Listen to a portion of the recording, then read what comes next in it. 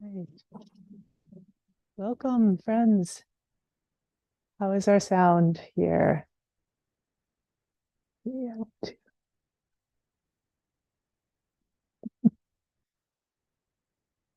Hey, welcome everyone to our very special Tuesday evening program. You hear me? Yes, very good. Okay, so welcome to Wat Bhutanasorn.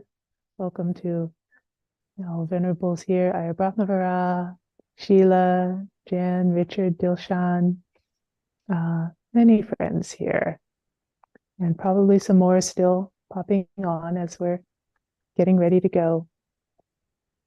So, coming to you from Dhammadharini Monastery, we have a very special, auspicious occasion this evening, honoring our beloved teacher, Vice Abbess Ayya Sobhana Terry, on her 75th anniversary of birth and 20th anniversary of Pabbajja, going forth into the monastic life as a seminary. So in the brown robes now for 20 years. And we're just here all together to celebrate all the goodness of this time of 20 years of practice, and actually before that too, but 20 years particularly in this form. So Anumodana to her for all her service during this time, Mudita for her own time. And I think we might start with just 5 minutes of meditation to settle in. And then we'll also let a few more people pop into the program, and we'll carry on after that. So we'll just settle in quietly for about 5 minutes.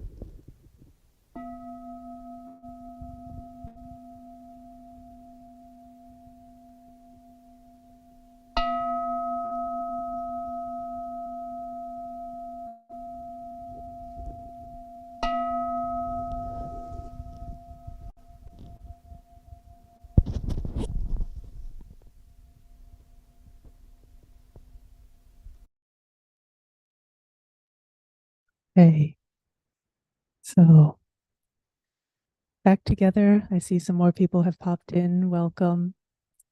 And we're going to begin this evening's special program with a little retrospective of Ayya Sobhana's life, both the 75 years since birth and also the 20 years since Pabaja.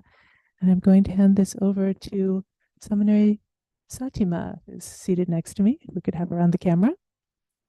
And as a, Seminary Satima has known Ayya Sobhana for some time. They trained both of them at Bhavana Society together, and she's been here with Ayya Sobhana as teacher for this past little time. So welcoming her to share this little slideshow with us.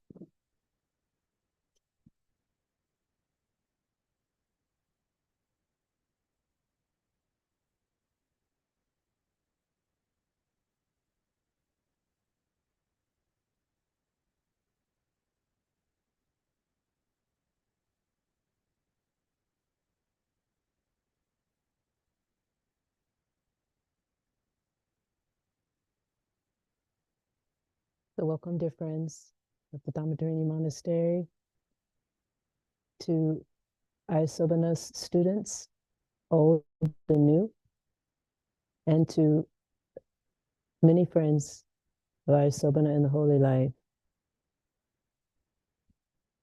Today we have the great good fortune of celebrating 75 years. I'm trying to stop it from automatically playing.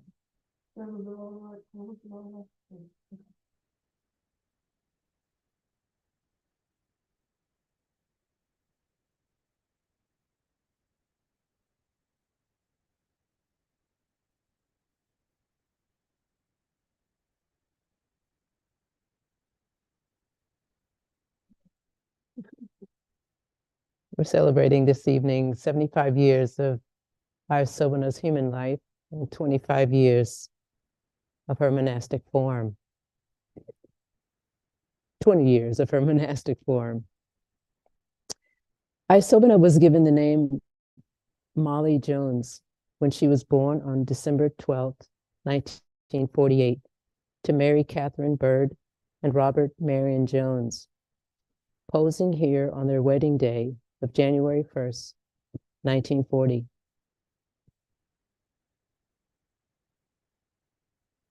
Same great smile. Here's Ayya Sobhana at 1+ years of age, already finding something to smile about. She spent the first 6 years of her childhood with her family in Des Moines, Iowa, where her father served as editor-in-chief of the Better Homes and Gardens magazine.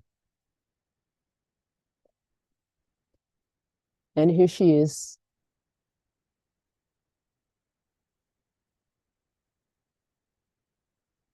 with her adoring grandfather, Leo Bird.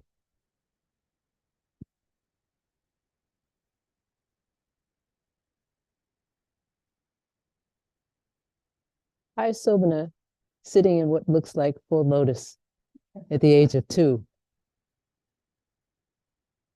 Around the age of 6, her family moved to Briar Cliff, New York, where she graduated high school. Here, her father took the job as editor-in-chief of the Family Circle magazine. He would bring home from work the New York Times magazine every day, and after reading it, would pass it on to Molly to read. This was the start of her becoming the intellectual that we all know her to be. And here she is, Molly, with her grandparents, Nellie and Leo Bird, in 1950.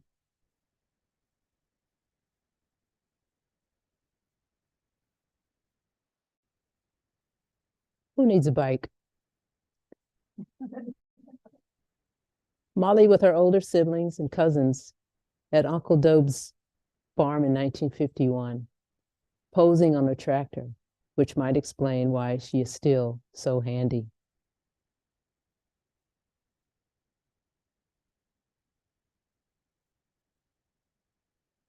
And here's Molly with her older siblings, Jeff, Mike, and Sheila in 1952.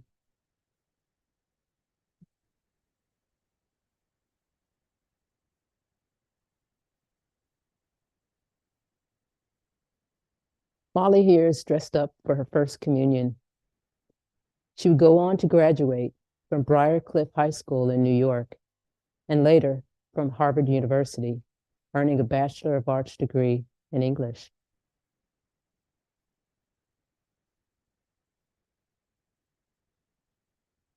The practice begins. Here, Molly Jones is with the Mintwood Zindo of Washington, D.C., led by Andrew Hudson around 1999.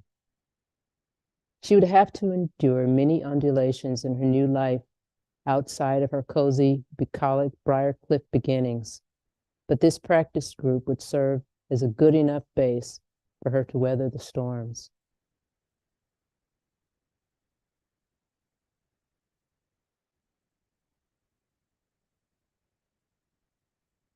In 2001, Molly set out to hike the entire Appalachian Trail after already completing 200 miles of the Florida Trail, which would total some 2,400 miles on foot if she's successful. It seems a virtually impossible thing to do. But can she do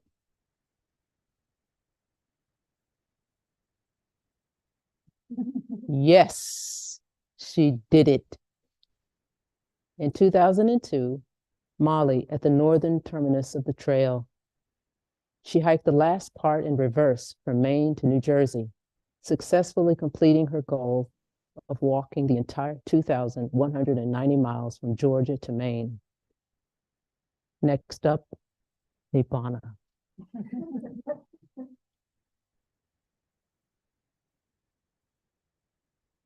Anagarika Sobhana. With rosy cheeks and a heart bent on release, Anagarika Sobhana takes the Anagarika precepts at the Bhavana Society in 2003.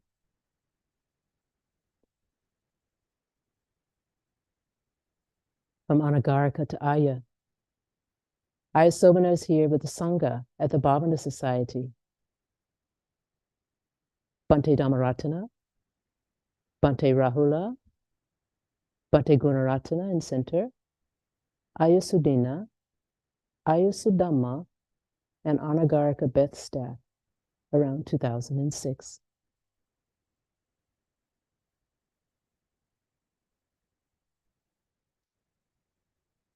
Here's Ayya Sobhana visiting Bhante Gunaratana at the Bhavana Society in 2014, situated in the quiet, rural area of Highview, West Virginia.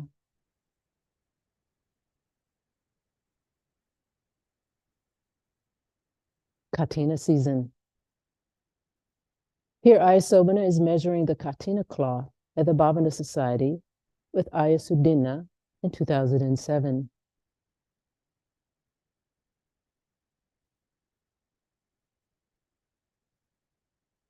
With Bhante Sangaratana, Bhante Kemaratana, Bhante Buddharakita, Bhante Rahula, Bhante Dhiropanyo, Bhante Dhammaratana, in front row, Upasika George, Samaneri Gunanusari, and Samaneri Sobhana.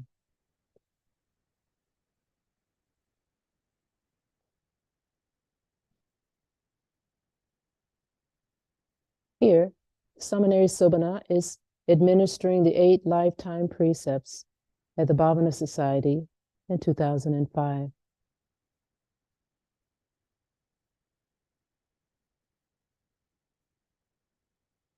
All in one go. A photo of all those who took the 8 lifetime precepts at the Bhavana Society in 2005.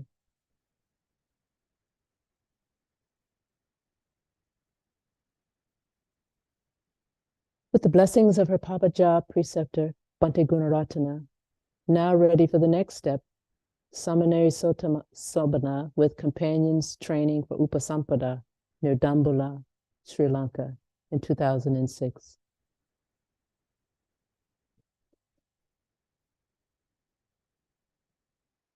Ordination. Good in the beginning. Ayya Sobhana's Bhikkhuni ordination with her Bhikkhuni preceptor, Venerable Paduke Sumitra at Dambulla, Sri Lanka in 2006.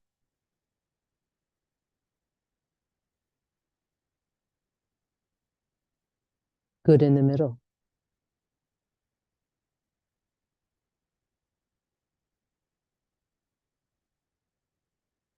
And good in the end.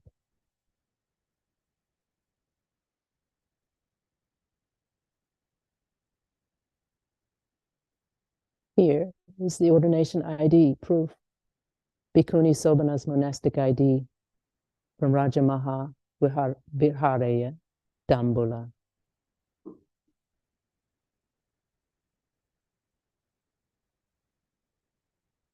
And now the welcome parade. Here is Ayya Sobhana marching in the welcome parade after receiving full ordination in Sri Lanka.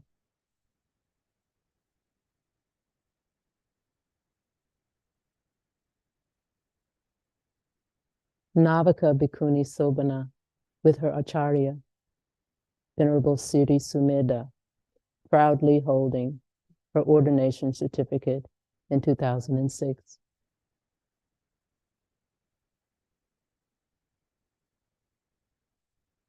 Welcome to California. Ayya Sobhana arrives in California for keeps, greeted by Ayya Tataloka and Venerable Suvijana.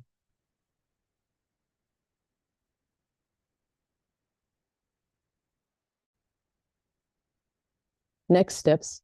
Here, Ayya Sobhana is standing with Anagarika Suvijana, Ayya Tataloka, Bhante Amarabuddhi, Bhante Wimala, and Samaneri Sarani at the Buddhi Vihara in 2007.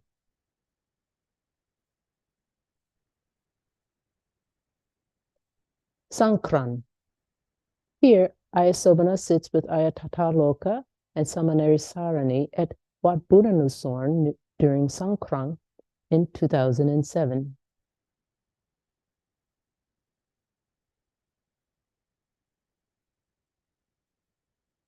Getting down to work.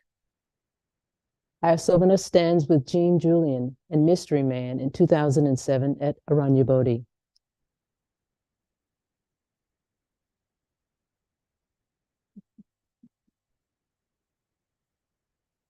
Anjali from AB Friends. Ayya Sobhana receives a very warm welcome from Upasika Charudhamma at Aranya Bodhi Hermitage.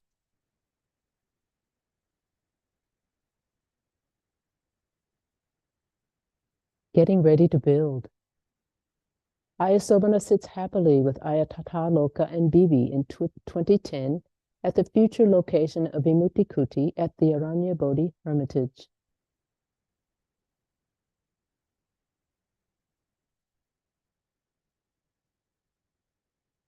Friends in the holy life. Ayya stands on the saddle with her companions in the holy life at Aranya Bodhi. Ayya Tataloka, Venerable Adimukti, Venerable Suvijana, and Anagarika Marajina.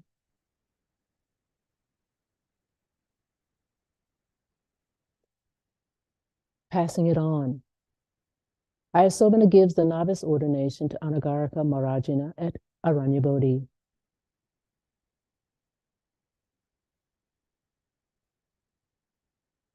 Receiving thanks. Samaneri Marajina expresses appreciation to Ayya Sobhana with a tray of flowers, candles, and incense.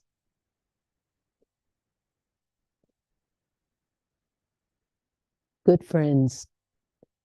Ayya Sobhana sharing time with her good friend Ayya Adimukti at Aranya Bodhi in 2011.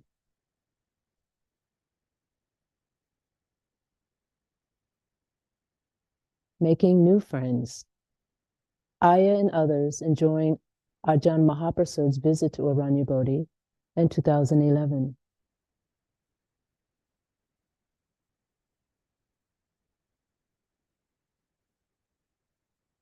Off to Australia, supporting the ordination of Bhikkhuni Munisara and Bhikkhuni Pasada at Dhammasākacchā Monastery in 2012.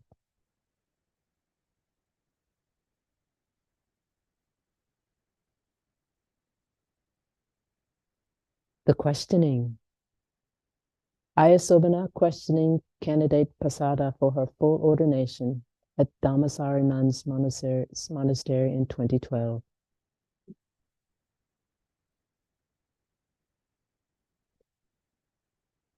An important meeting. Ayya Sobhana is here meeting with the Support Foundation at Aranyabodhi in 2012 with Ayya Tataloka, Shirley Kwok, Anne Valiant, Sherry Gent, and Lulu Garrett.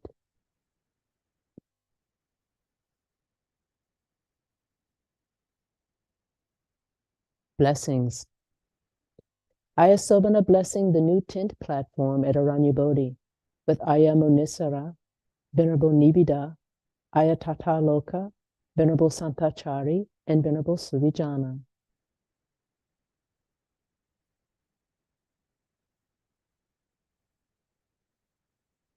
An old friend visits. Bhante Rahula visits Aranyabodhi in 2013 and shares time with his old Bhavana pal, Ayya Sobhana.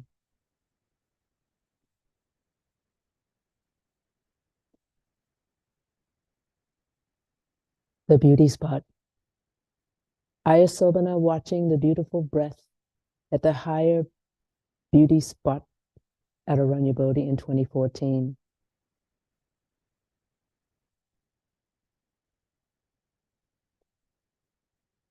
A worthy procession. The procession at the ordination of Venerable Jayati at Aloka Vihara, Placerville in 2014.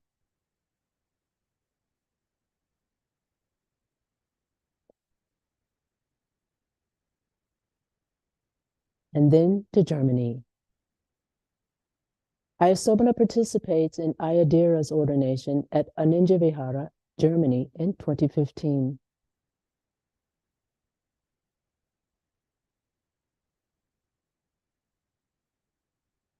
Commemoration photo at Ayadira's ordination at Aninja Vihara in 2015.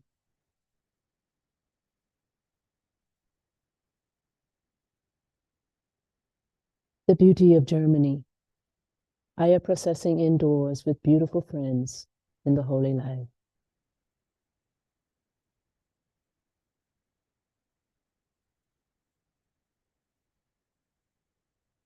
Bare feet bhikkhunis, just like they walked around in the Buddha's time. Here they are at Ayadira's ordination at Aninja Vihara in 2015.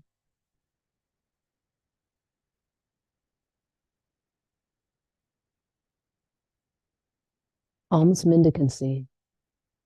Ayya Sobhana, Ayya Suvijana, and Anagarika Gambira walking for alms in Sebastopol, California in 2015.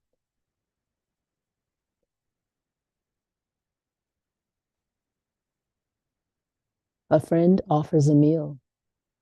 Longtime friend Corina offers a hearty meal to the Sangha in 2015 in Sebastopol, California.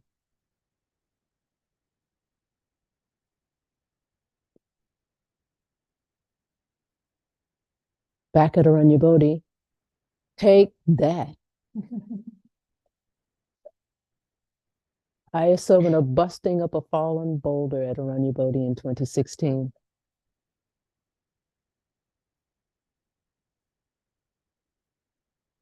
And that.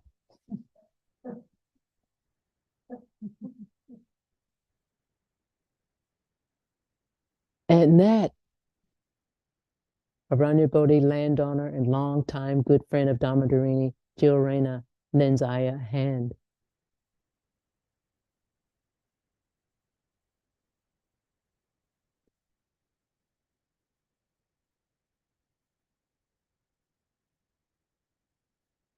building a tool shed. Ayya Sobhana led a mostly female crew of volunteers to build the Aranyabodhi tool shed in 2012.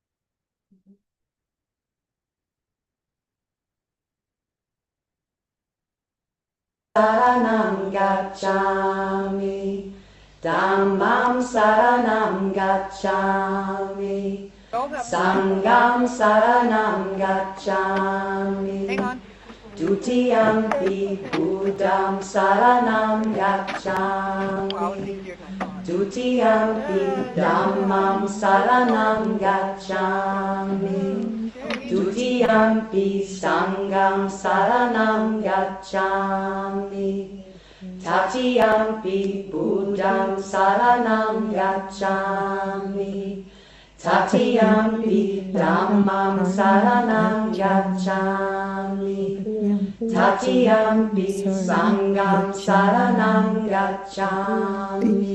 Dhammam saranam gacchami. Tatiyampi sangham saranam gacchami.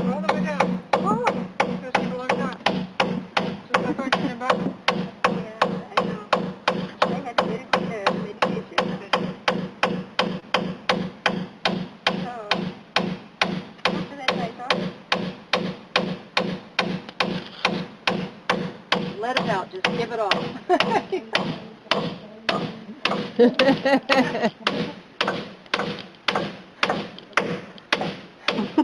Yay, yay.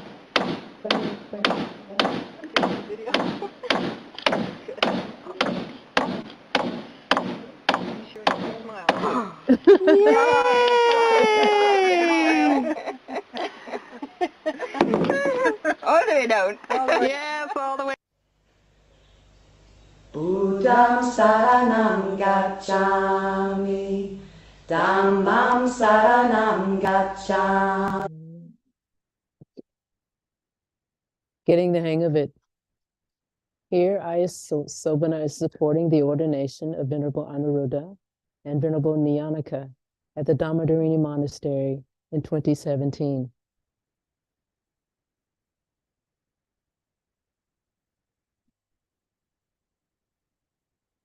Classic Ayya Sobhana at the Charlotte, North Carolina Buddhist Vihara in 2018.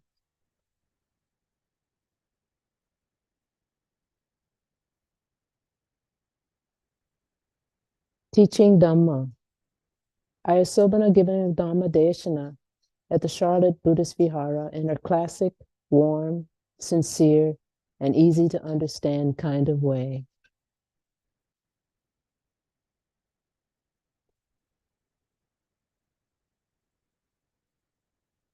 Chanting in Pali. Venerable Sobhana, front and center, with Venerable Dhammavara, Ayya Brahmavara, Venerable Kālena, and Samaneri Tavira in 2021 at the Dhammadharini Monastery.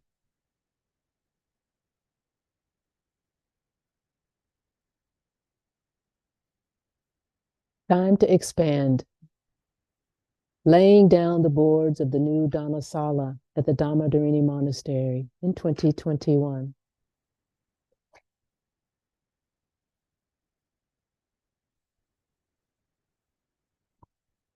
Getting it done. Ayya Sobhana leading the monastic work crew in the installation of the new Dhammasāla.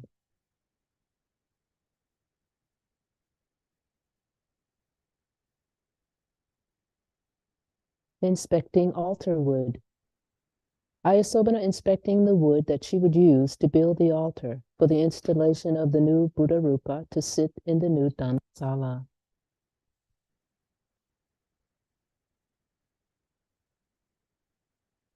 Found it. Ayya undertakes the goal of building the Buddha altar by hand from scratch.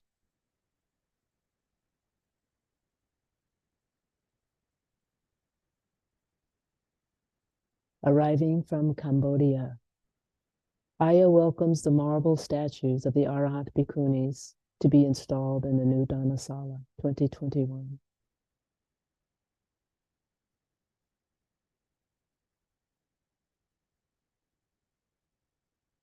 Seminary training time. Ayya Sobhana teaching her new student from the Bhavana Society, Seminary Satima, how to make her own lower robe.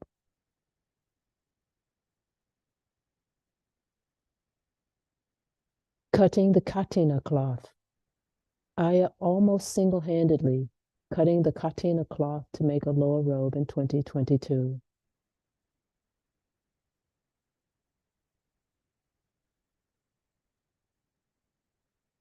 Remembering 2010.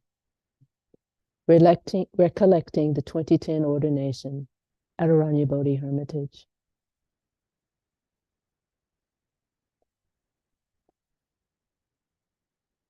Fire, go back. Ayya Sobhana supervising burn piles at Aranya Bodhi Hermitage.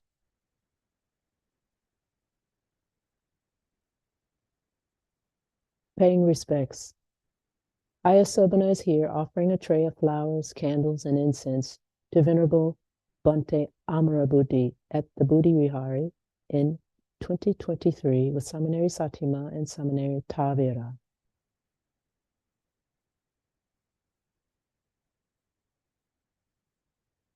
Making introductions. After Ayya Sobhana introduces Seminary Satima and Seminary Tavira to Bhante Amarabuddhi, they pose for a photo with Bhante Chandima in 2023.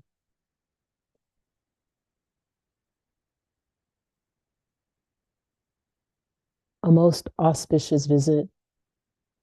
Ayya standing with Seminary Satima, Venerable Dhammavara, Venerable Kālena, and Seminary Tavira is helping to host Bhikkhu Bodhi's auspicious visit to Dhammadharini Monastery in 2023, along with two venerables from the city of 10,000 Buddhas.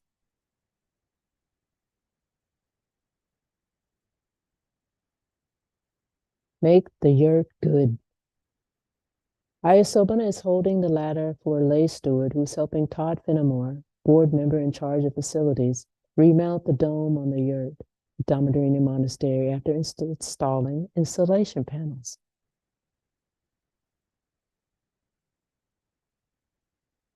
You got it? Todd affirming that he's ready for Ayya to help him finish up installing the dome.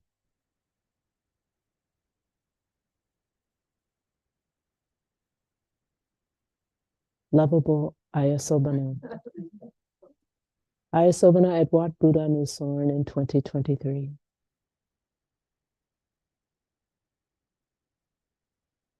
Vasa 2023. Ayya Sobhana enjoying time at Dhammadharini with Venerable Dhammavara and the 4 Cambodian bhikkhunis in the world, Venerable Metajivi, Venerable Sada, Venerable Dhammanusari, and Venerable Jutindara.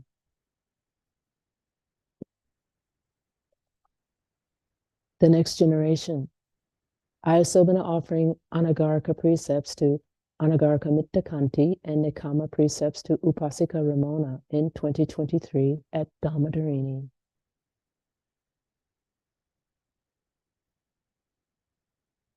Kālena returns to AB. After more than a 10-year hiatus, Ayya Sobhana spearheads the return of the Kālena celebration to the Aranya Bodhi Hermitage in 2023. Here she stands after the yurt has been skinned in order to accommodate the gathering of lay supporters just on the other side. Her tireless service in any one event like this one is the hallmark of Ayya Sobhana's devotion to Dhamma practice.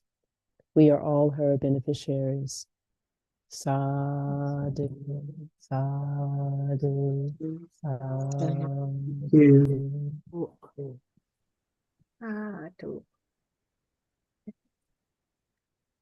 Thank you very much, Seminary Satima and Sadhu, Sadhu, Sadhu, for what a wonderful number of things you've done in your life. It really tells the story, I think, of this growth and development from young monastic to leadership and teaching and appreciation for all of that. So, appreciation. We're going to move on to our next portion of this program, which will be facilitated by Ayya Sobhana. And this will be, Ayya Sobhana said she didn't want to hear that much about just people saying nice things about her. What she would like to hear about is if there's any Dhamma teaching that she has given and that you remember hearing from her, she would like to hear that Dhamma. And so we're welcoming people to share about that, starting with Ayya Sobhana. Are you ready, Ayya? All right. Okay. All right. Are you ready? And do you have your microphone?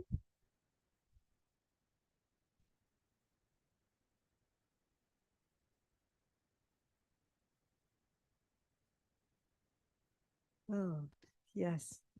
I hope Ayya Sobhana will indulge me a little to say a few words of reminiscence, and I will say some Dhamma, share some Dhamma.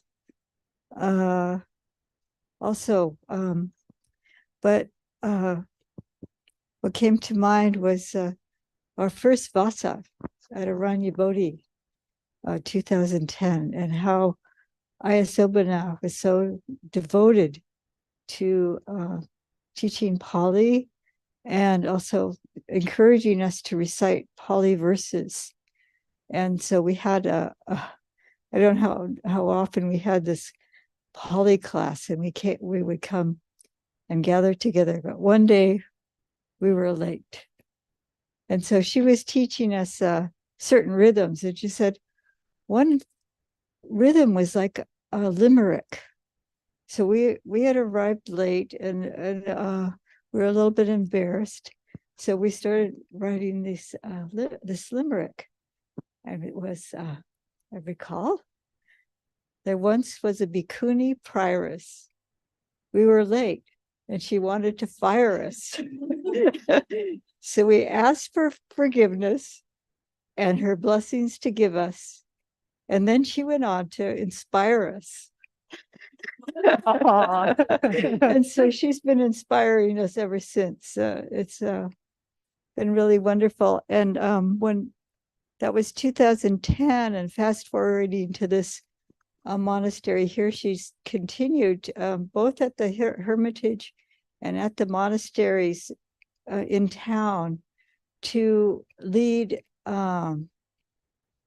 teachings in the morning. And she and Ayya Nyanika were working through translating the entire Dhammapada.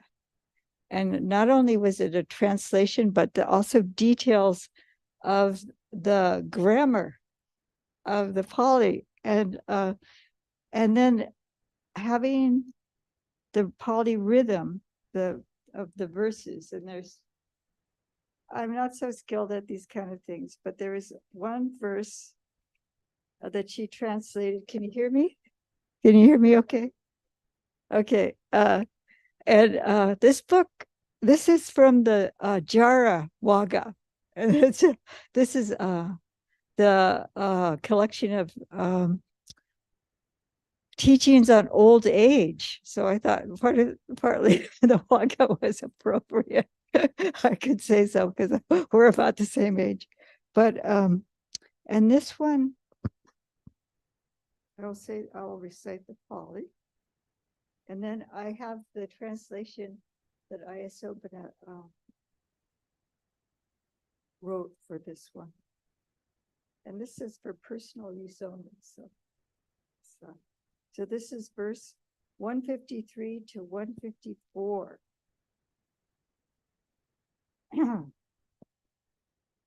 Aneka, sorry, this thing is. So Okay, it's a little bit hard to, do both. So I will do my best with the pronunciation and let me mute this one first. Goes down.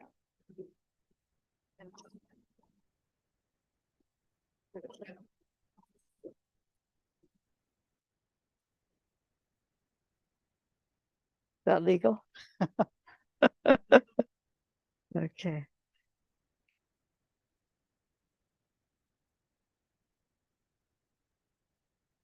Yeah, this little device is not cooperating with me. Mara is making it difficult. That is really annoying.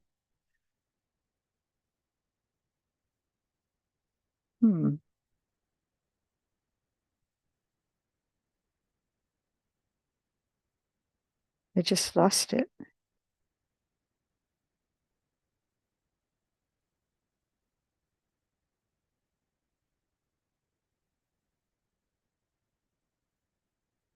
Well, this is embarrassing.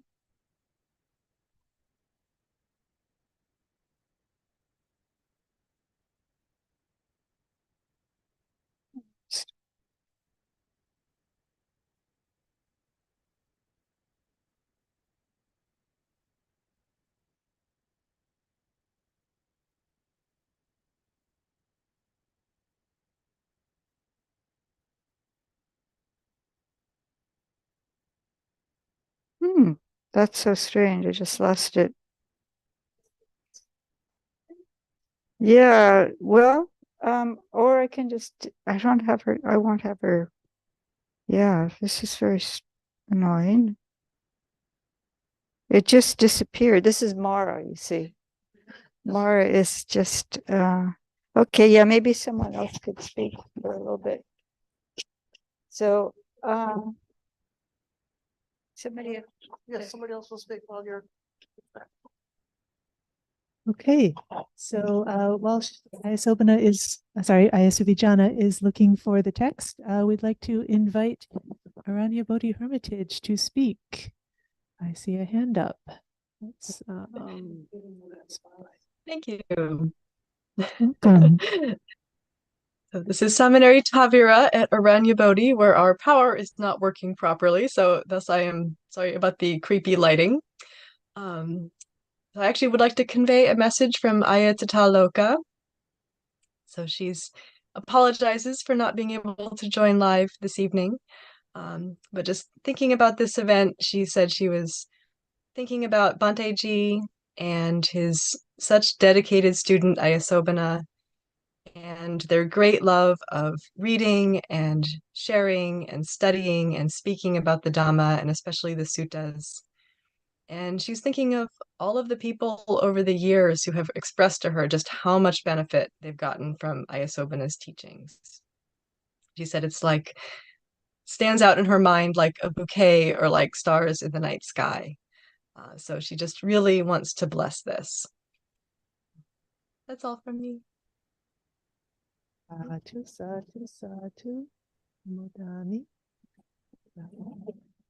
Okay, so Ayya Sobhana has stepped out, but you have it? Okay, Mara. Ayya Sobhana is back, and maybe she has this ready now.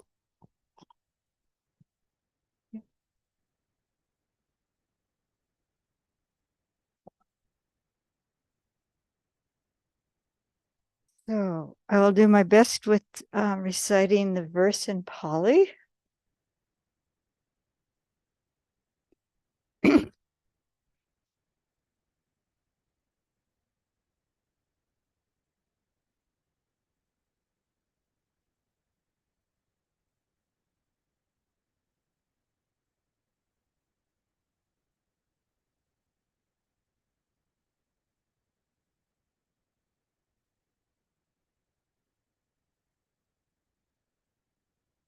I don't know why I'm having.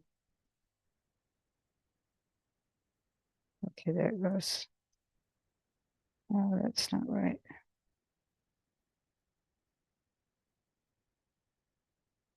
Problem is I'm going through different devices and I'm not.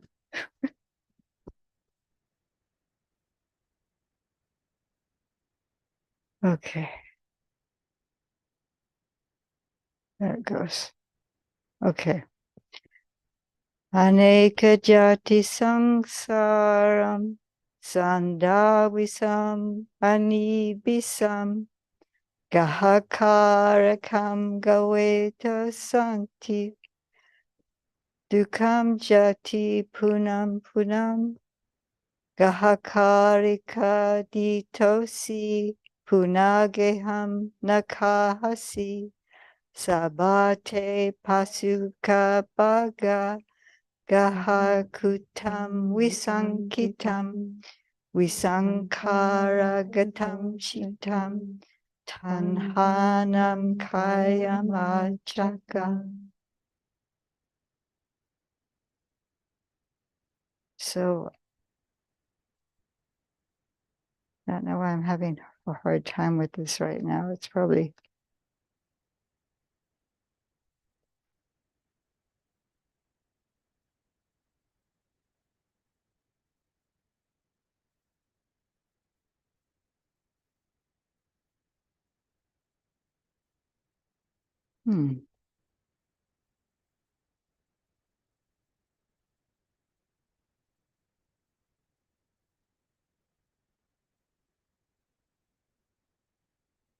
get it to scroll down.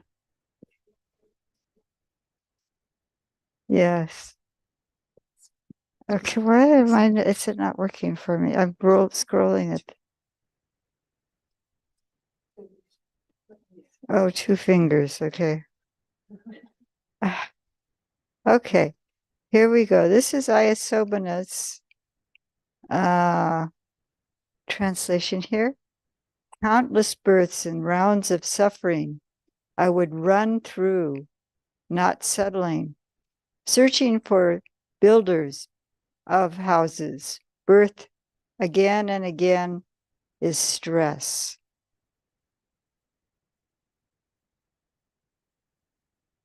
House builder, you are seeing no house is coming to be again. All your ribs are broken. The roof peak is destroyed. The mind gone beyond the conditioned has found the end of craving.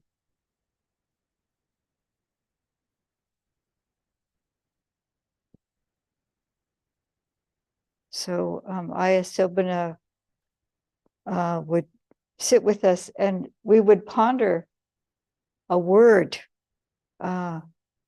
for maybe even half an hour. We would look at the meaning of one Pali word. And I think this is one of the things that I've learned from her, to just really ponder the Pali, to really contemplate what was the Buddha trying to say to us, what was he pointing out here. And this is it's in both in the Udana and in the Dhammapada. And it was after the Lord Buddha's awakening. And he's looking back over the myriad lifetimes, countless births and rounds of suffering I would run through, not settling, searching for builder of houses, birth again and again. So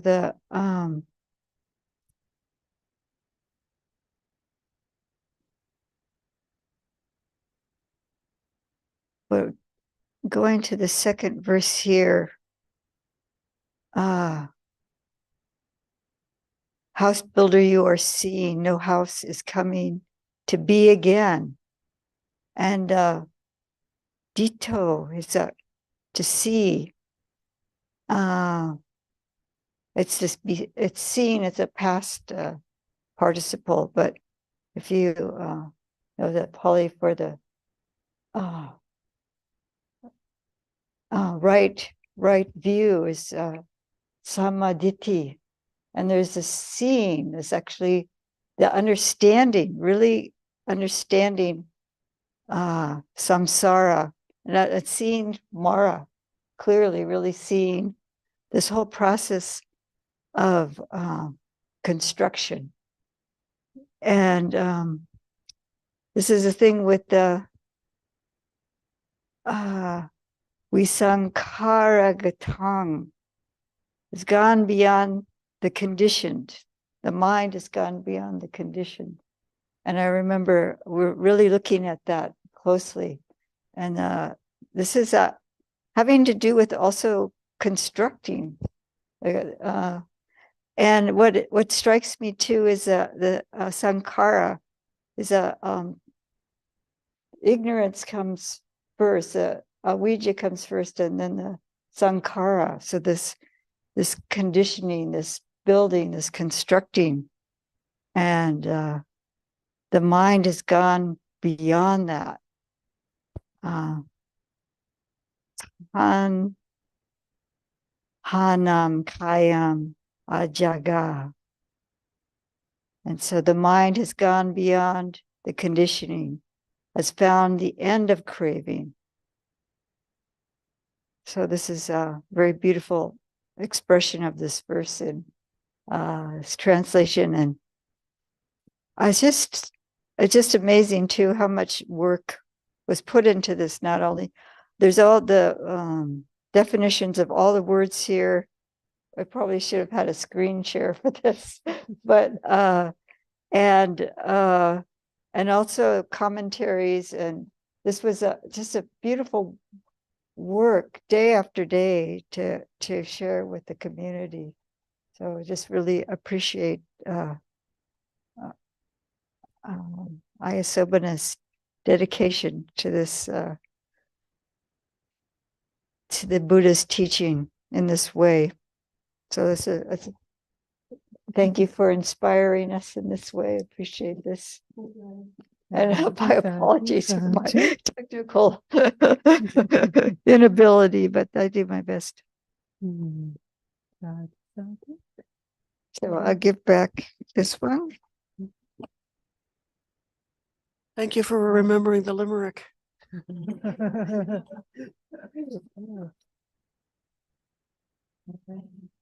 So we have some possibility for sharing from others. I saw a hand from Aditi a few minutes ago. Aditi, would you still like to speak?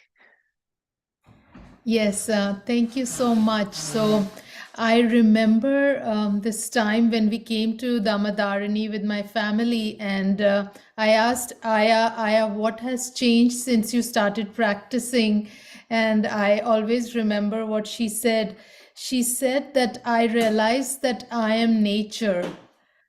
And that's what changed for her. And, whenever in difficult times, I try to remember that just like Ayya, I too am just nature. So thank you so much, Ayya, for that beautiful teaching.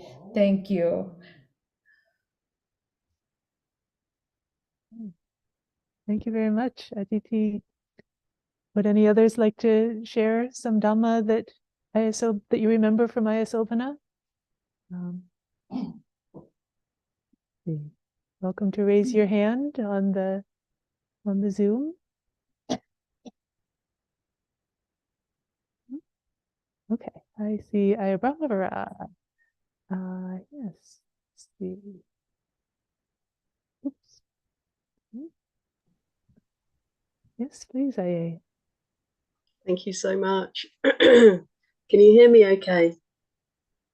Great. Greetings, Ayya Sobhana, Venerables, and everybody. It's just a joy to be able to celebrate your 75th birthday and 20 years of Sangha life today, Ayya Sobhana. And I just feel so much gratitude, and I want to just express really how much of a good influence you've had on my bhikkhuni life, and how kindly you welcomed me into the Bhikkhuni Sangha, and all the people that you've helped to get ordained and encouraged in this life, and the many who are kind of around you, all of us benefiting from your teachings and your example. It's beyond words. And I love that you're always focused on path. You're always encouraging us to stay focused on path. And also, there's such a tremendous warmth and kindness that you kind of radiate, and we all get to bask in the warmth of that kindness. Thank you so much for providing support for so many of us in these ways. And personally, I'm really in awe that now at 75, Ayya, you're still teaching prolifically, and this steady, regular offerings of Dharma every week, more than once a week after week, year after year. It's such a huge gift. And thank you for keeping going, and may you continue in good health, in good mind, good heart for many more years, for the benefit of all beings. Happy birthday, Ayya. Happy anniversary. Thank you. Okay, I see a hand from Dilshan. Let me get you up on the screen here.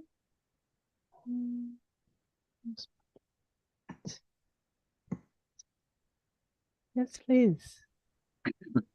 Thank you, Ayya. A very happy birthday to you, and happy anniversary. Thank you so much for doing what you are doing.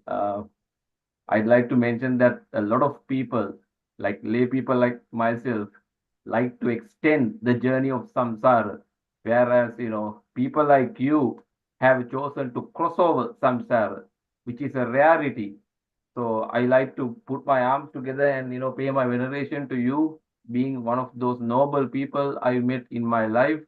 And I haven't listened to your Dhamma for a long time, but I've been a fan of yours, a student of yours, let's say the past couple months. So thank you so much for doing all this. But I have a question for you.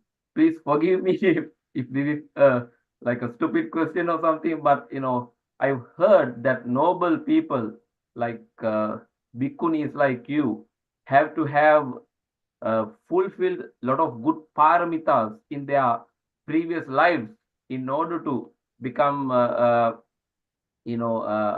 someone who's able to cross over the journey of samsara, in order to get in the robes, in order to represent the Buddha Dharma. So in your lay life, have you had any reflections? So have you had any moments where you thought that hey, this is my purpose. My purpose is to heal hearts. My purpose is to spread the supreme Dhamma to people and help people, not only me, but also others, to help them, cross over samsara so that they can experience the unshakable happiness, the eternal happiness. So could you please share with me anything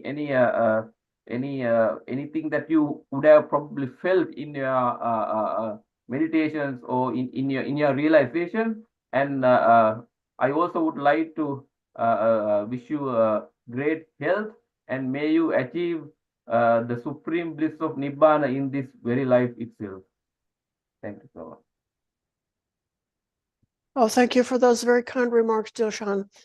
And you are showing something that we try to do in our regular classes, which is to always invite every student to ask questions and to really pay attention to the questions and to respect the questions and try sincerely to answer them. I can tell you, I don't have knowledge of my past lives, but I have always felt that I must have had some kind of a parami or karma that made it easy for me to come into the monastic path. When I first encountered Buddhism and met my root teacher, Bhante Gunaratana, I so admired the life there. I just wanted to build a kuti and go up there to that monastery immediately.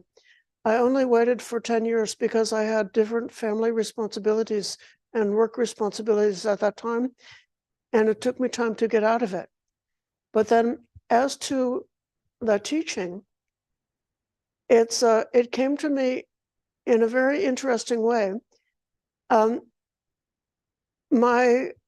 was attending meetings of the Quakers, the Friends, Society of Friends in Washington. I was not ever a Quaker, but my friend was a Quaker. And so I was going with my friend to those Quaker meetings.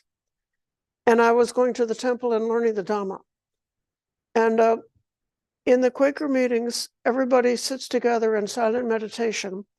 And then if someone feels some kind of inspiration, they may stand up and say a few words. And then they sit down and go back to meditation, and then somebody else may speak.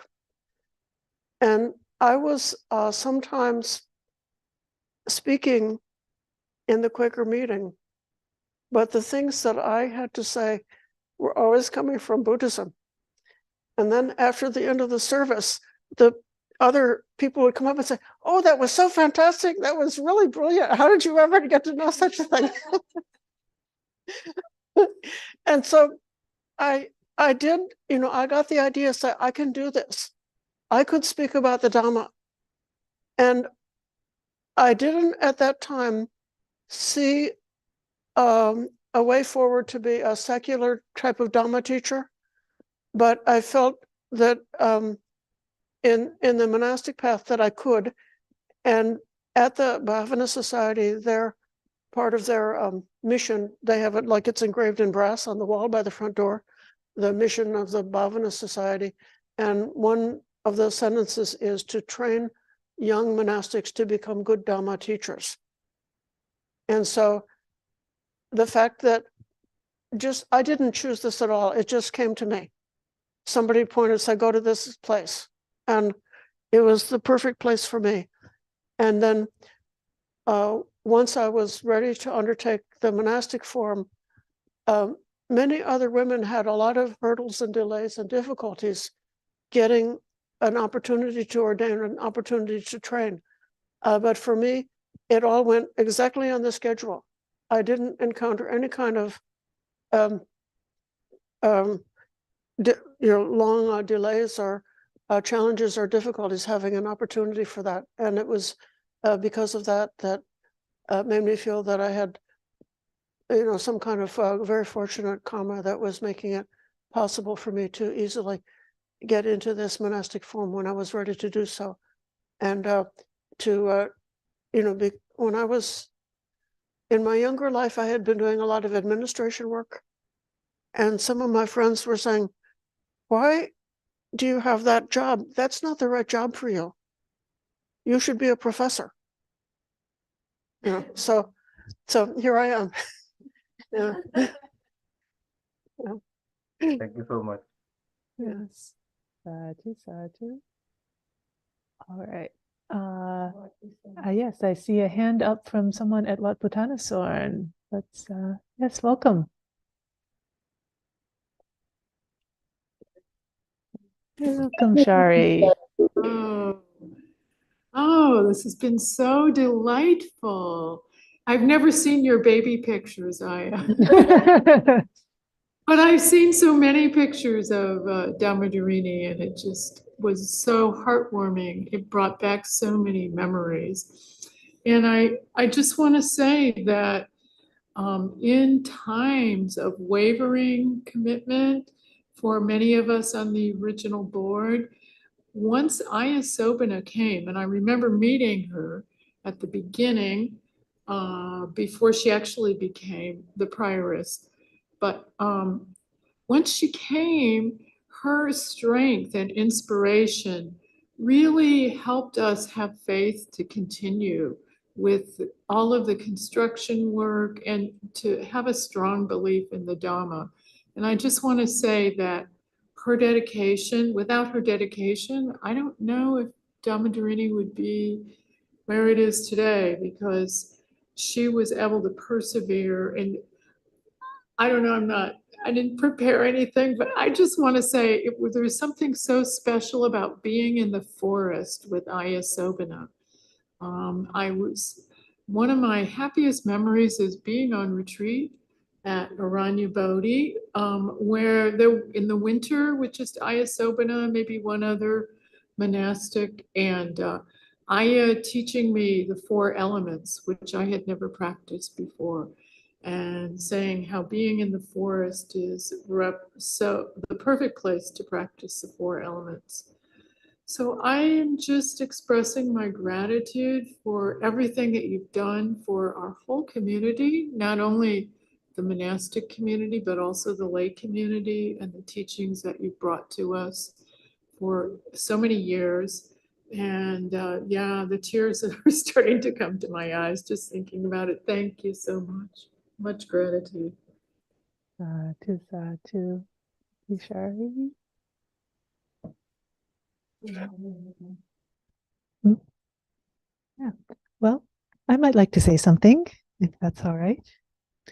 So, hey, you were the first monastic I ever met. I remember that. And I was clueless. And I think in so many ways you've sort of set my idea of what a monastic should be. And like, oh, Shari was just mentioning being in the forest alone with you, and that was also the circumstance in which I met you the first time. And I remember, you came down in the Heart of Gold Subaru and met me at the bus, and we were driving back, and it was just sort of small talk, getting to know you kind of thing. But you asked me the most sort of unusual small talk question. You asked me if I liked forests, and I said yes. You said, so tell me about the forests you've known. And that was such a striking question to me. It's like, this person is a little bit different. Even their small talk is about a forest and not about, something more worldly than that. And, sort of, I think through that first week I spent with you, this sort of continued. It's like, there's something different here. There's something worth seeing and worth following. And, I think you took us up to the stupa, me and the one other steward, and gave a Dhamma talk. And it was on dependent origination. And it was the first time I had heard of dependent origination. And I think I wasn't quite ready for that teaching, actually. I had some resistance to that teaching in a way, but I heard about it. And I think like throughout my time with you, like when I eventually came and moved in and was still pretty new to this Buddhism thing and didn't know all the lists, the 4 this and the 5 that and the 6 whatever, right?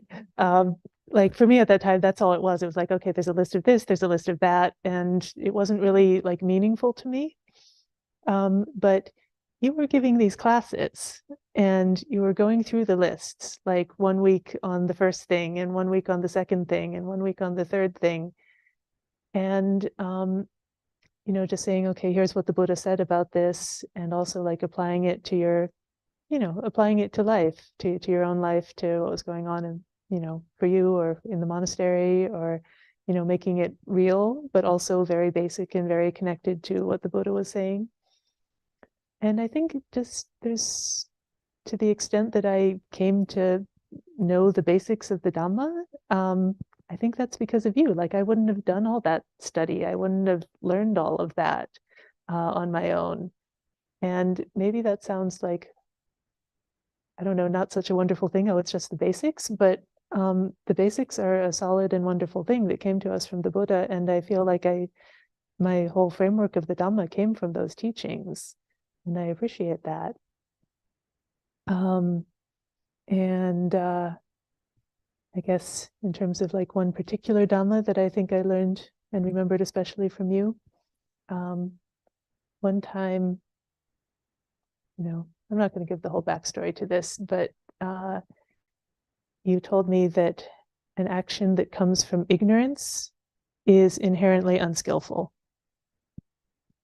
And in reference to an action of mine that was not in line with the Dhamma, but that I couldn't see at that time as being clearly unskillful, like I was confused about it. And I didn't feel like it was necessarily motivated by greed or motivated by hatred, but just the ignorance part.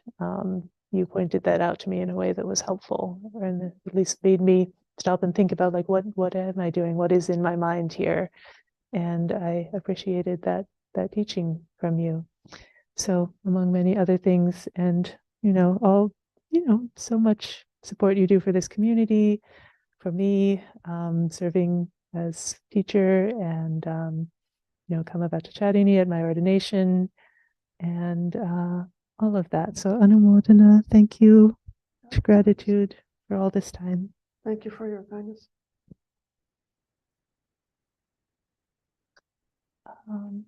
Okay, Maureen. You're muted, Maureen. You need to unmute yourself. Yeah. Happy birthday. When I can get and attend your Zoom meetings, it's the only chance I get to ask questions that seem very important, and that they're the only forum I can discuss things with you and the other people, to explore what it is to live on this planet in this life. And I was thinking about you saying you don't remember your former lives, but I would suggest that we both owe a debt to Bhante Gunaratana, Bhante. He called you a very beautiful name, which is, I think, appropriate. And he also called me Dharmamita. So that and that's how he labeled me at that time, back in Bhavana Society. But then I thought he told us sometimes about his mother. And I think he has helped so many women onto this path of ordination.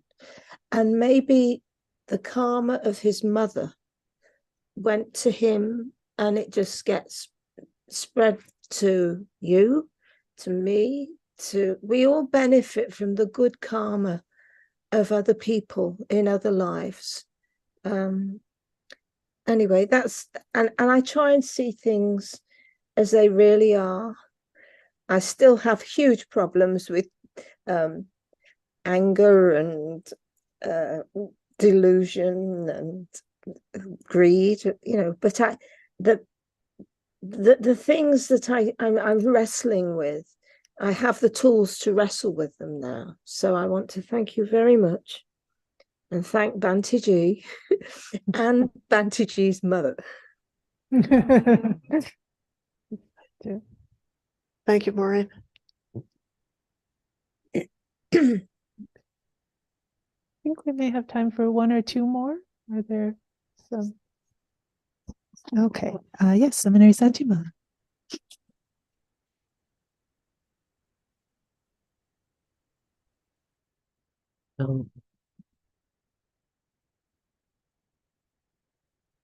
I was just saying to Ayya Sobhana how much appreciation I had from my own grandmother, and likened my relationship to you to my monastic grandmother. But when I first came to Dhammadharini almost 2 years ago, I remember I was kind of in a complaining mind because I couldn't find a jacket long enough to fit my long, lanky arms. And I just kept going through the monastic store, jacket after jacket after jacket, looking. And then one day, you said to me, you know, you can make your own jacket. And it just had, I think it just had never occurred to me that I could learn how to sew my own lower robe. And now I've made 2 jackets, and, you know, I just, it's like the small little things that you do, that you teach, that are not necessarily in the form of a Dhamma talk, but that, you know, for somebody who's, you know, thirsty for the Dhamma, who may need a little extra time and a little extra help because they've had a little extra hardship in life. You're such a good model for patience and kindness. And I think in many ways you've showed me how to be a good parent to myself because of the way you've been really patient with so many annoying monastic habits that I had to learn and unlearn. So many ways that you just keep teaching. Same Dhamma, same heart all over every week. And I just wish to say thank you. I can't repay such a debt, Ayya. But my hope is that you know, you'll continue to be healthy, and that you'll live a very long time, because we really need you to live, Ayya. We need you to keep teaching. So please, for our benefit, stay with us for a long, long time. And thank you for everything you've done for me.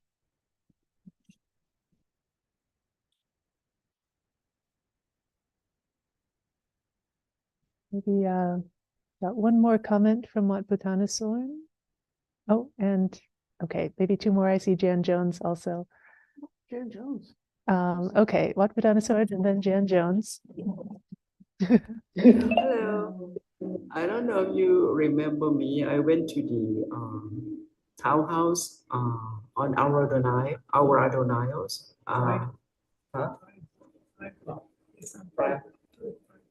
Rival, and I had met Suvijana and Ayya Loka. And then later on, when the 2 Ayyas moved to Liz's house in Fremont, I was regularly bringing lunch to them on Monday. And Ayya Sobhana gave me some Dhamma talk about for Satipatthana, for foundations of mindfulness, which I don't forget, you know, I will never forget. And I found her as a very talented lady and calm. And the reason I said that, because 2 years ago, I went to Katina in Pengrove. And she was doing so many things, including sewing the robe, because I am a seamstress. I see the way people try to help her, and then she just took over the sewing project. She said it has to be this way, that way. But you know, I really admire her of so many skills, especially sewing skill, because I'm a seamstress. So she said that, you know, she would do it this way and that way, sewing that different way. And but finally, you know, I was impressed about her sewing skill, along with, of course, along with any other skills. Very skillful.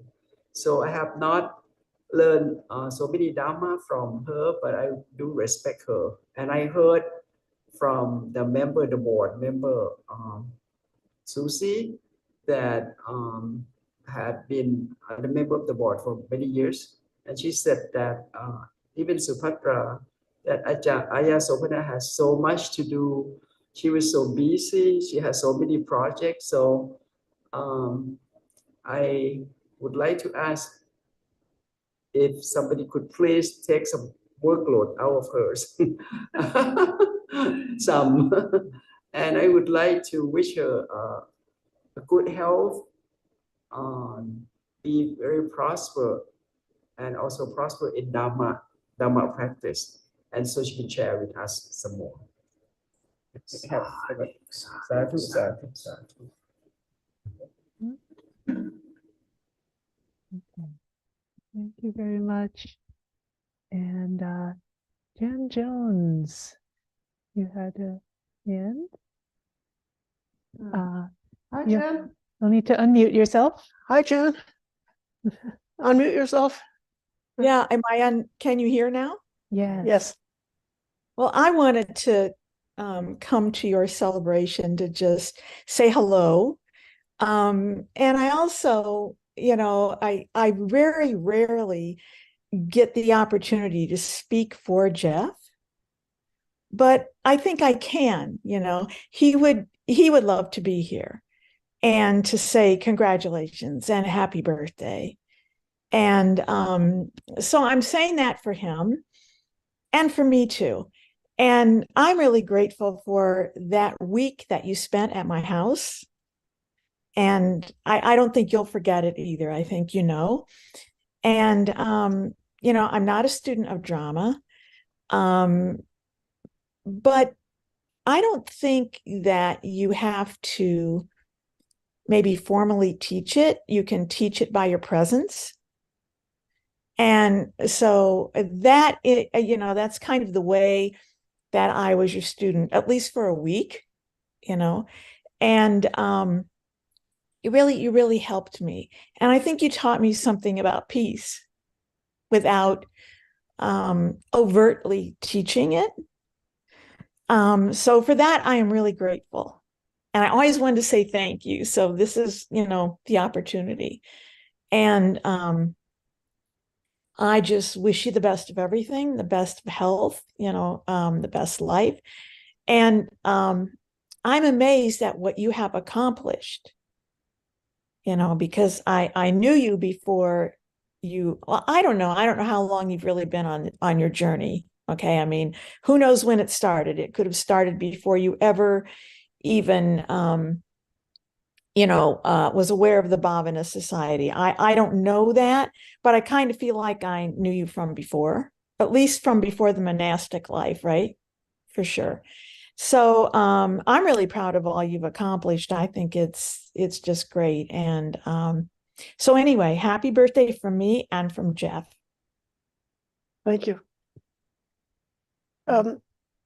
Jen is the wife of my brother Jeff, who was the one who was the closest to me in age. It so happened that for some reason, some of my siblings were sort of, I don't know, intimidated by the monastic thing. And Jeff was the one who really supported me. He was the one family member who came to my pabaja ceremony, representing the family. And he was the one who became the steward, helping to take care of my financial things. While I was over in Sri Lanka getting ready for my full ordination, my brother Jeff had his cancer, and he gave such a wonderful example of just having such a good cheer about it. It so happened that we thought it was environmental because 5 of the other men from the same factory where he worked had the same kind of cancer, and they used to play golf together. And I think, I don't know, kind of they had their like fellowship. And I was so grateful to this teaching to the Dhamma, that when Jeff was coming to the end of his illness, that I was capable of being with him in joy, and not to be, freaking out in distress and upset, but instead able to just be with him through that part of the passage of his life. In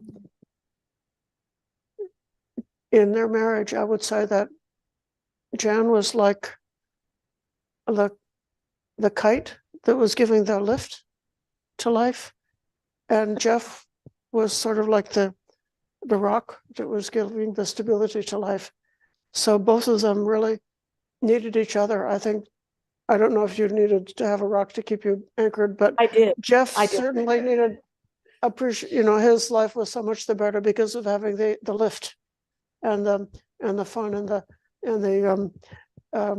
antic joy that you brought. And Jen was also one who our family is kind of like, I don't know, this silent type. And Jan really helped our whole family to communicate because it was her talent for that. So thank you, Jan. It's nice to see you. I want to say one more thing really quick. One time I got on this kick to like ask everybody that was in my life a question. And the question was, what are you doing in my life? Okay. And so I don't know, I was just asking people that. And so when I asked Jeff, I said, what are you doing in my life? And I asked them, give a one-word answer, just one word. And you know what his word was? He said ballast. Mm-hmm. And that's, I just needed to say that because that's really what you just said now. And that's really true what you said. He was that ballast. Yeah. Yeah. Yeah. Right. Thank you. Thank you, Jen. Okay. Jen, okay, I see 3 hands up. So we have Richard, Tisha, and Adonanea for a minute. Yes. All right, let's just keep going. We'll just keep going a little bit further. Okay, Richard. Thank you, Ayya. I just wanted to say something quick, about this beautiful evening tonight. And it's from the Samyutta Nikaya, Book 5, Chapter 45, the second sutta. So Ananda comes to see the Buddha and he says, "Venerable Sir, this is half of the holy life. That is, good friendship, good companionship, and good comradeship." And the Buddha said, "Not so, Ananda, not so, Ananda. This is the entire holy life, Ananda. That is, good friendship, good companionship, good comradeship. When a bhikshu has a good friend, a good companion, a good comrade, it is to be expected that he will develop and cultivate the Noble Eightfold Path." Now, you can all say, they or she or whatever, but I don't think the pronoun is that important. But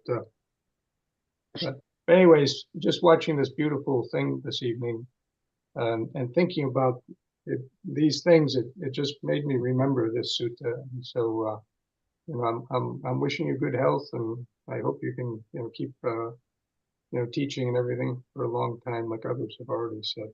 Thank you. Thank you. Thank you. Okay, Tisha, on the screen here. Okay.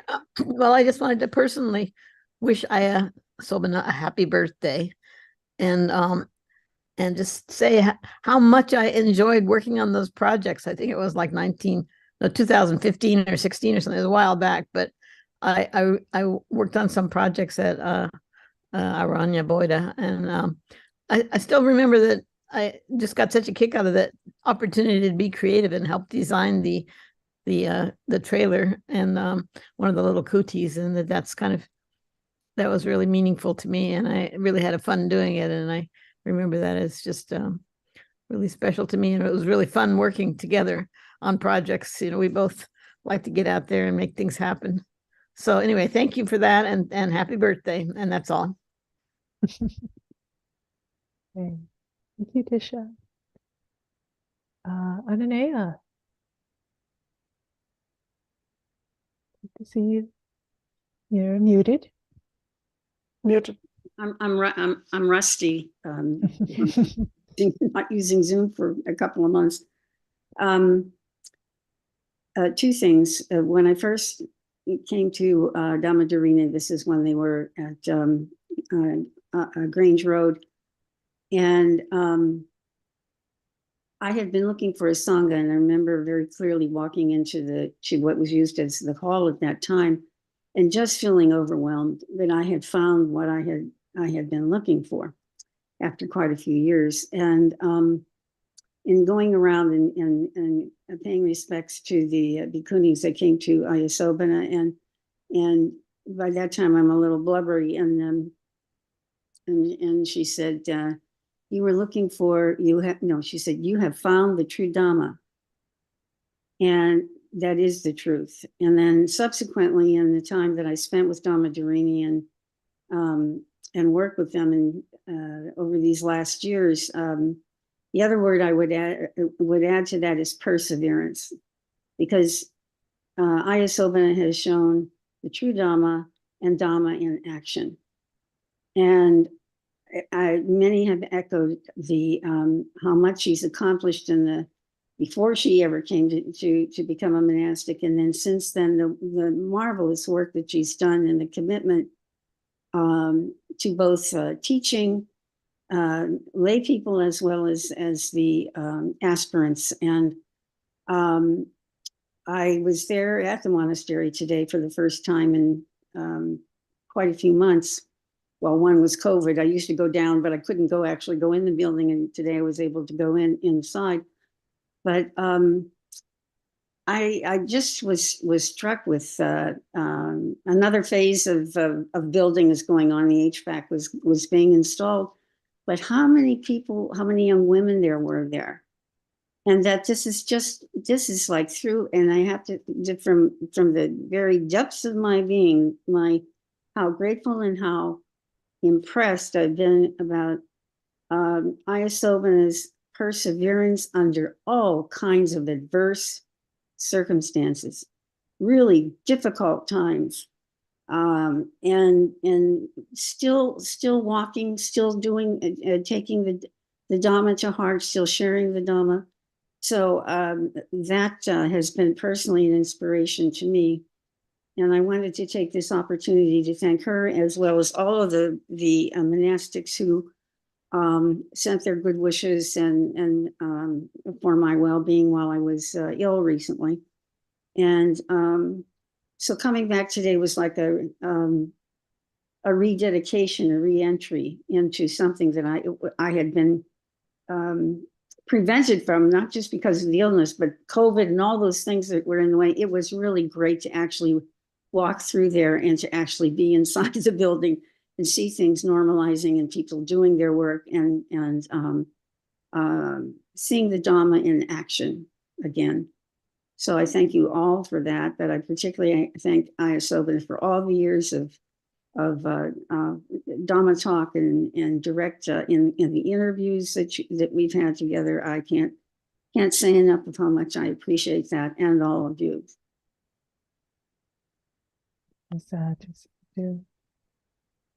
Thank you, Ananaya.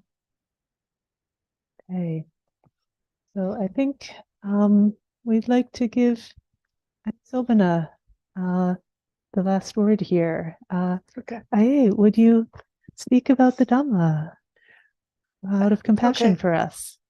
Thank you. Namo tassa bhagavato arahato samma sambuddhassa. Namo tassa bhagavato arahato samma sambuddhassa. Namo tassa bhagavato arahato samma sambuddhassa. Buddham dhammam sangham namasami. Dear friends, the slogan that I choose for tonight was Kālena dhammasākacchā etaṁ maṅgalamuttamaṁ, which means to discuss the Dhamma at the right time. This is the supreme blessing. I have felt throughout my monastic time that speaking and conversing about the Dhamma is a kind of a mutual phenomenon, and the miracle of teaching is not some words or concepts that are floating in the air or written on the pages of a book, are even something that's memorized and recited like a catechism. But it's when one person has realized and integrated something in their own experience and is able to speak authentically from their own experience. And then if another person is able to catch the flame, that so there really is truly is a transmission.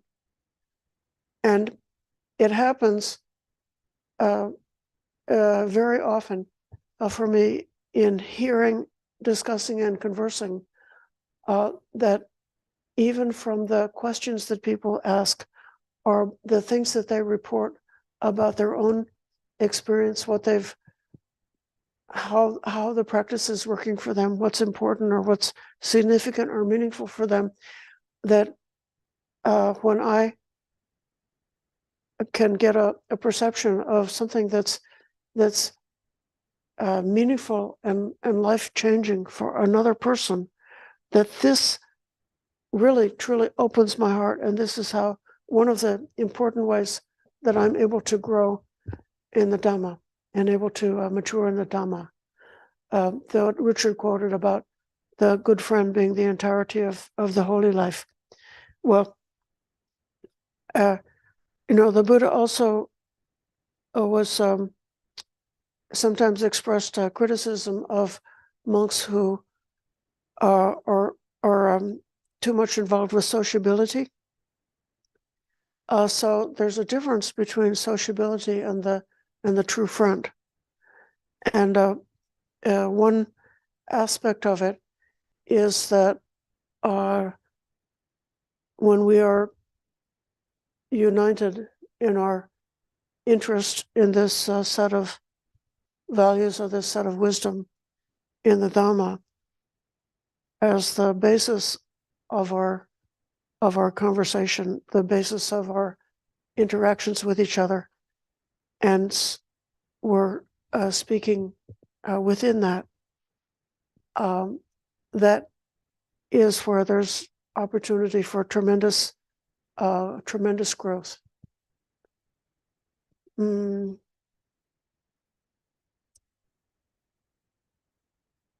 Many years ago, when I first came to the Bhavana Society, I was struggling to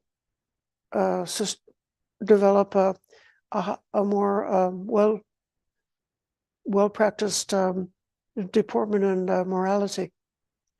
At that time, I had a kind of emotional character and would frequently be taken up with sadness or anger or something like that, and struggling with that. But I was trying to be a perfect monk. And one of the great turning points for me was when I realized that in my effort to reach that ideal, I was becoming kind of like a phony person. What I experienced was I was becoming a wooden doll instead of a human being by trying so hard to be perfect.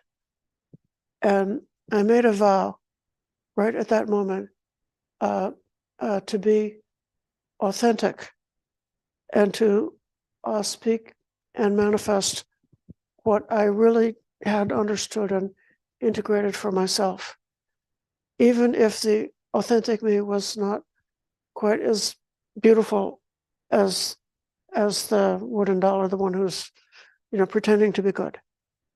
I got the idea that I'm an intellectual. I love books. I love to read. I love concepts. I love to well-organized thinking.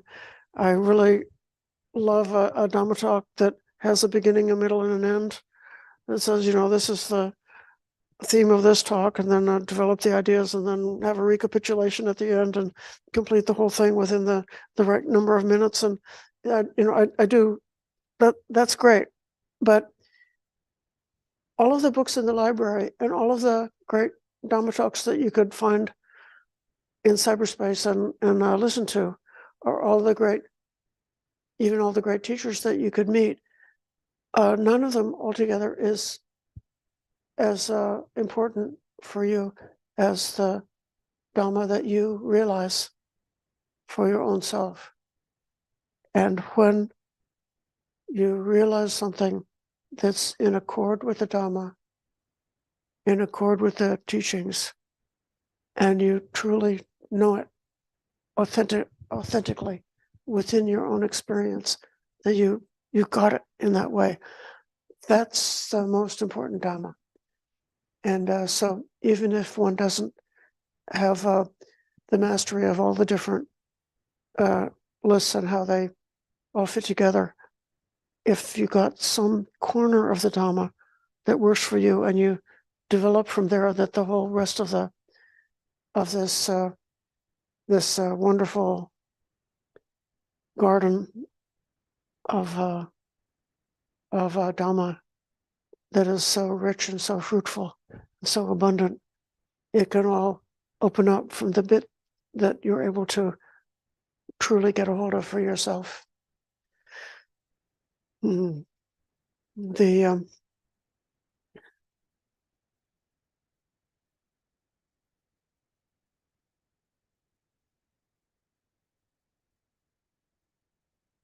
This past winter, I had the opportunity to take a 5-month individual retreat. This wonderful community supported me.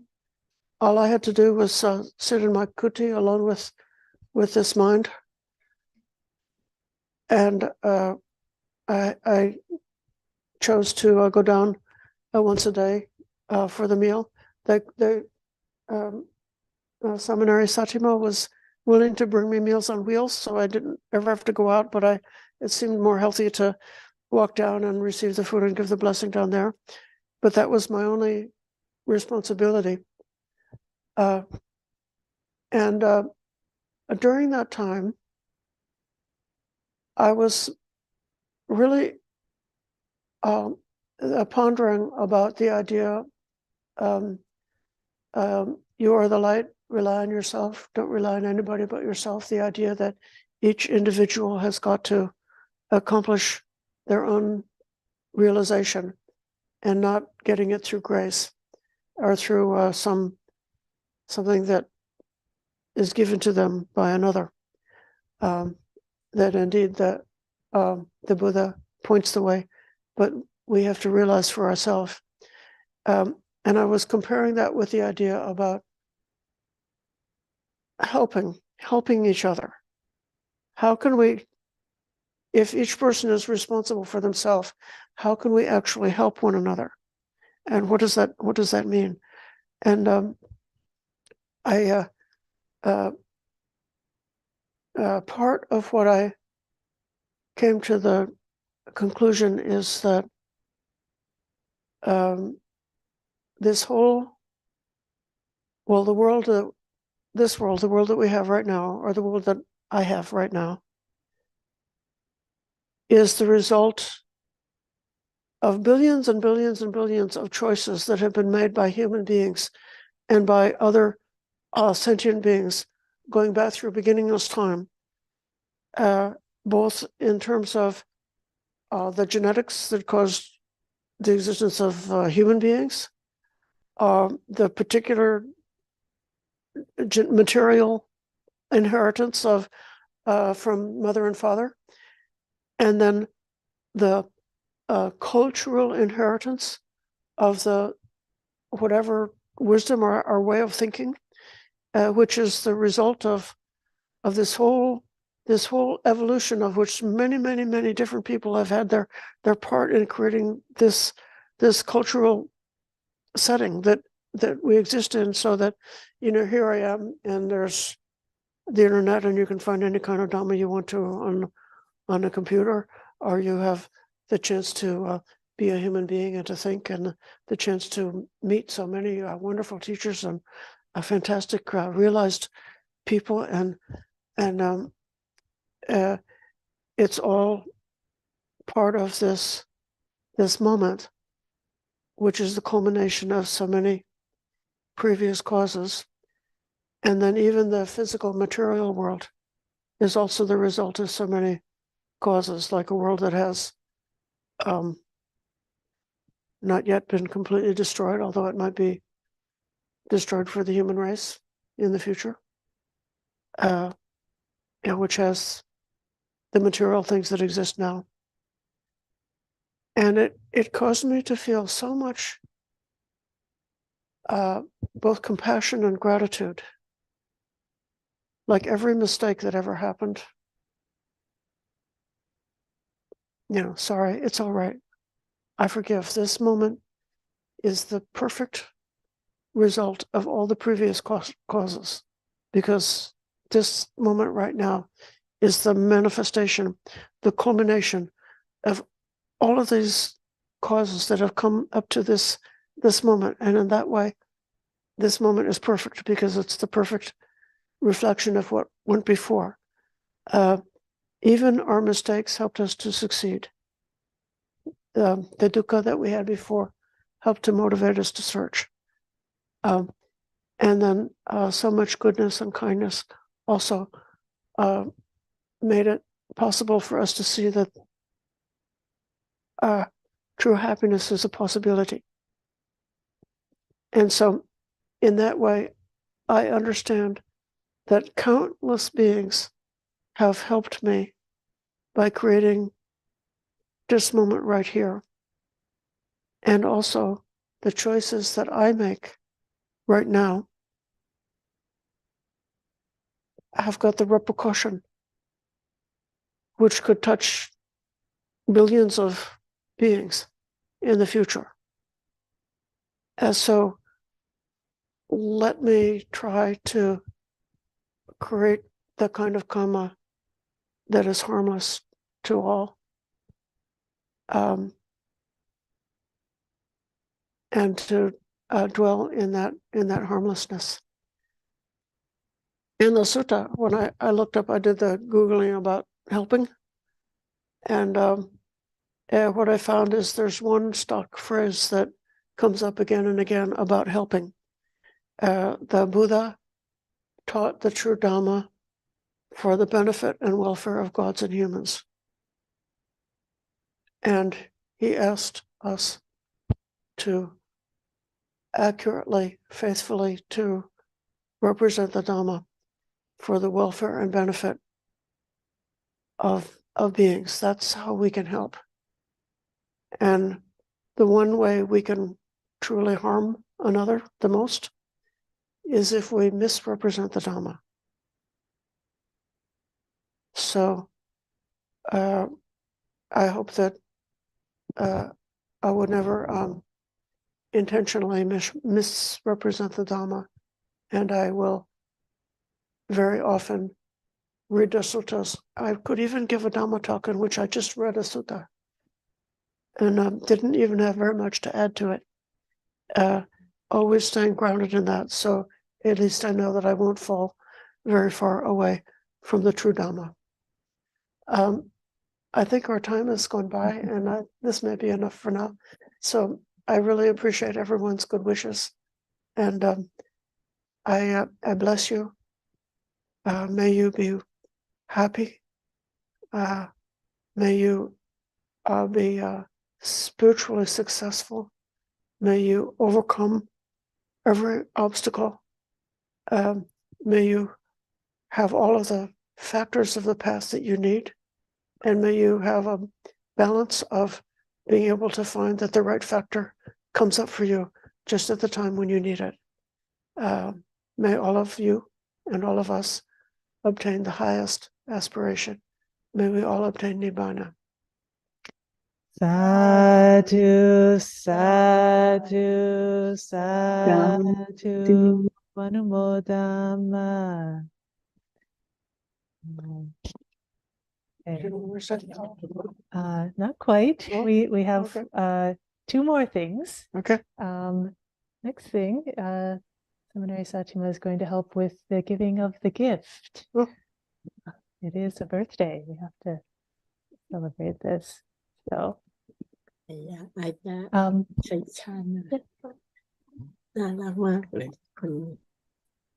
And yes, I'm not sure how this is going to go on camera, but we can hold your hands here. So, just you should take it around and let everybody touch it. Oh yes, everybody touch it.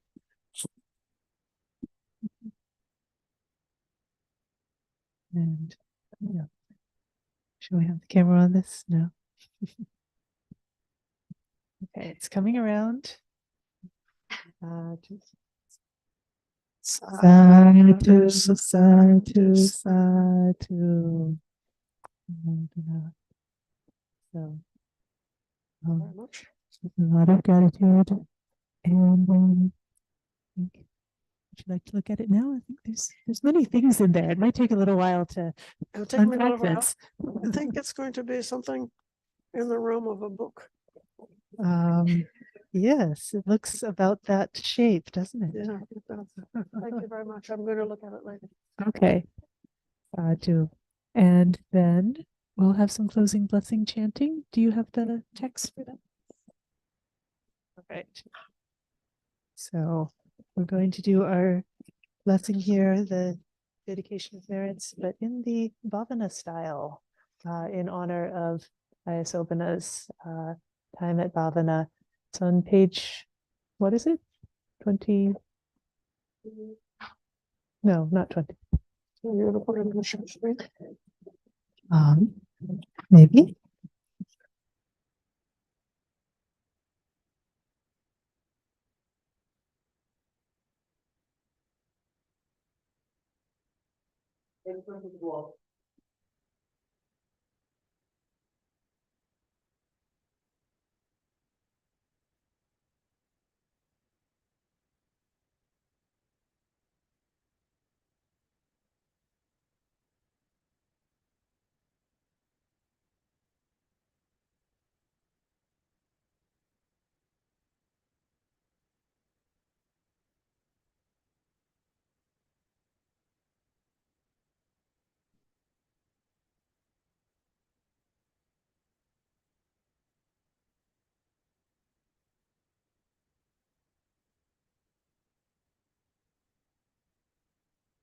Usually this particular dedication of merit is done at the end of a day or when one has accomplished or done something together, done a project. Then whatever merits have been accumulated from doing that good activity, then we think about sharing those merits with others.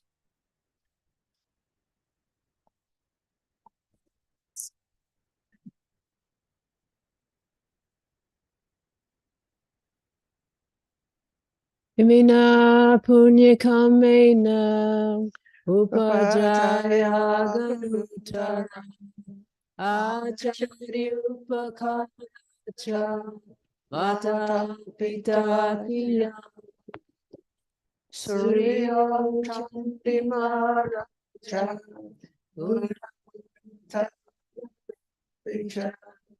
Brahma Jayinda Lokapala Chadipata Yamomita Sacha Majata Vikapicha Sabe Sata Suki Hontu Unyani Bhakatani Me Sukham Chatividandentu Jipam Pape Tuomatan Imina Punya Kamena Imina Undisena Cha Kipaham Sulape Chepa Tanupada Chetanam Ye Santa Dhamma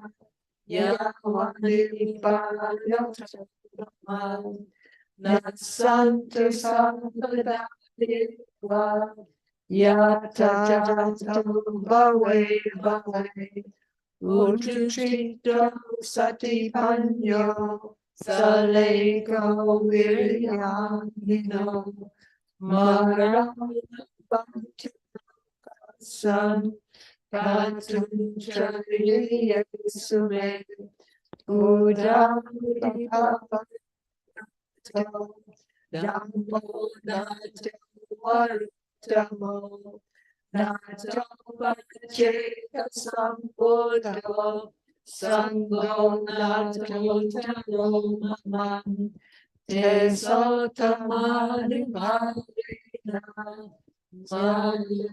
Sambhavantuman Imina Punya Kamena Mame Bala Samadamo Satam Samadamo Otu Yavani Bana Patiya Dukkha Patta Chani Dukkha Bhaya Patta Chani Bhaya Soka Patta Chani Soka Ontu Sabe Pipanino Bhagavupadaya Vichetato Etante Satstakayu Papana Rupiya Rupicha Sanya Sanyino Dukkha Pamuchantu Santu Nibhuti Sadhu Sadhu Sadhu. Hey. Anumodana to all. And Sobhana was closing with the Arahang. Yes. Okay. Will you lead us, Ayya? So giving respects to the triple gem.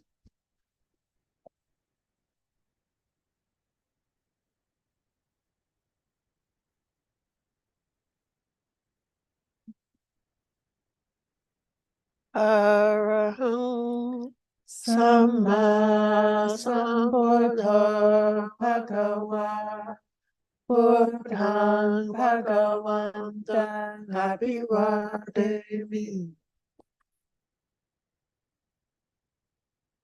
Svakato Bhagavata Dhammo Dhammang Namasami Supatipanno Bhagavato Sāvaka Sangho Sanghang Namami.